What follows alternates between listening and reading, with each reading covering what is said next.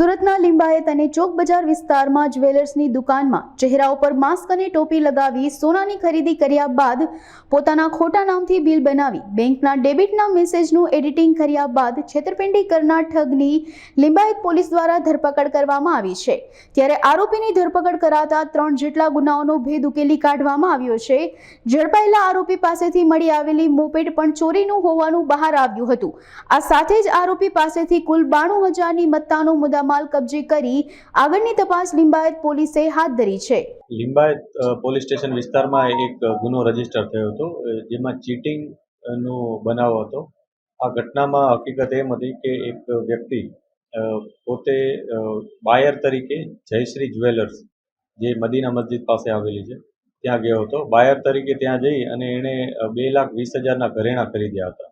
આ ઘરેણાં ખરીદ અને ત્યારબાદ એણે પેમેન્ટ કરવા માટે એક અલગ મેથડ અપનાવી હતી, જેમાં એણે જે વિક્ટિમ છે જ્વેલર્સ, એના પેટીએમ એકાઉન્ટ હોય એના ઉપર સ્કેન કરી અને પછી એને એક SMS મોકલ્યો હતો કે તમારું પેમેન્ટ આવી ગયું છે। એણે આ પેમેન્ટ 2 ભાગમાં કરેલું હતું। એ રીતના એને પેમેન્ટનો મેસેજ મળ્યો હતો, એટલે જે વિક્ટિમ હતો એને એવું લાગ્યું કે એને પેમેન્ટ આવી ગયું છે। પછી આ જે વ્યક્તિ હતો ત્યાંથી નીકળી જાય છે ઘરેણાં લઈને।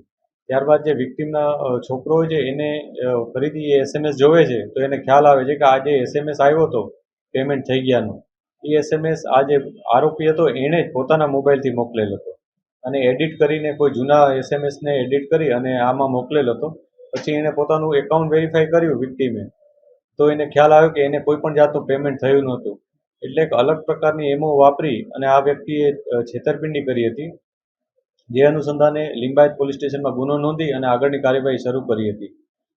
જે આરોપીની જે ફૂટેજ મળ્યા હતા એના આધારે અમે ચેકિંગ ચાલુ કર્યું હતું અને આ જે મેથડ હતી એને અમે ગુજકોપ અમારું જે સોફ્ટવેર છે એપ્લિકેશન, એમાં સર્ચ કર્યું હતું અને એમોના આધારે એક વ્યક્તિએ 3-4 વ્યક્તિઓ શકમંદ તરીકે સામે આવ્યા હતા અને આવી જ રીતના અમે આ બાબતની જાહેરાત જે મીડિયા મારફતે ન્યૂઝમાં પણ થઈ હતી, જેને પ્રેસ નોટમાં પણ આવી હતી, જેને કારણે એક અન્ય વ્યક્તિ કે જે આવી જ રીતના ભોગ બન્યો હતો, એણે પોલીસનો સંપર્ક કર્યો હતો અને એણે જણાવ્યું હતું કે એની સાથે પણ આ જ પ્રકારની એમો દ્વારા છેતરપિંડી થઈ છે।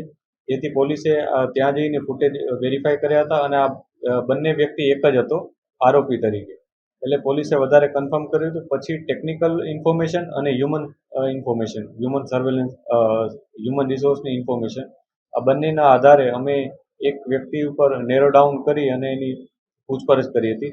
છેવટે એણે કબૂલ કર્યું હતું કે આ ઘટનાને અંજામ એણે પોતે જ આપ્યો છે। એનું નામ દેવલ ઉર્ફે ડેવિલ શિંદે છે।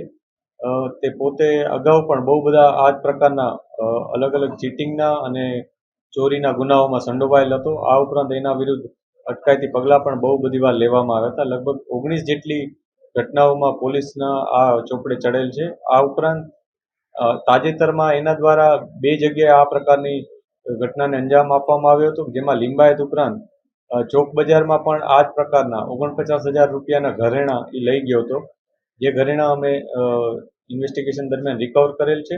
આ ઉપરાંત એક જે સલાબતપુરામાંથી એક બાઇક પણ, બર્ગમેન બાઇક છે, એ પણ એને ચોરી કરેલી હતી, એ પણ અમે ગુનો જે ડિટેક્ટ કરેલ છે। એટલે ટોટલ અત્યારે 3 ગુના ડિટેક્ટ થયા છે અને આની અન્ય વિગત પણ અમે તપાસી રહ્યા છીએ કે અન્ય કોઈ જણા પણ આમાં વિક્ટિમ છે કે નહીં।